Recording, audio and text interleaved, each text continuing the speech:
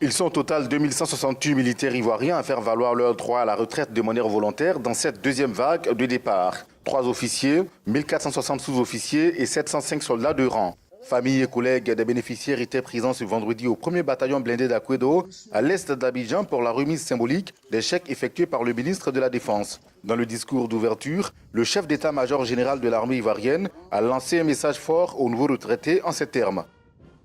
À la veille de cette nouvelle vie, n'oubliez pas les valeurs que vous avez cultivées tout au long de votre carrière dans les forces armées nationales de Côte d'Ivoire, à savoir la discipline, la rigueur, l'intégrité, l'abnégation, la disponibilité.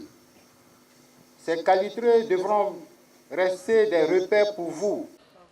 Cette mesure d'incitation au départ à la retraite volontaire est entrée en vigueur après l'adoption de la loi de programmation militaire par le Parlement ivoirien en juin 2016. Elle vise à engager des actions jusqu'en 2020 afin de réduire les effectifs de l'armée et la rendre plus professionnelle. Pour le ministre ivoirien de la Défense, cette initiative n'est pas particulière à la Côte d'Ivoire. Dans toutes les armées dans le monde, il y a un bureau de la reconversion pour que les militaires qui ont l'inspiration de faire autre chose aient la possibilité de le faire. Tous les jours, c'est les militaires qui partent et qui réussissent dans la vie. Selon les nouveaux retraités, diverses raisons expliquent leur départ de l'armée ivoirienne. Ils ont donné les perspectives du départ, ça m'a plu.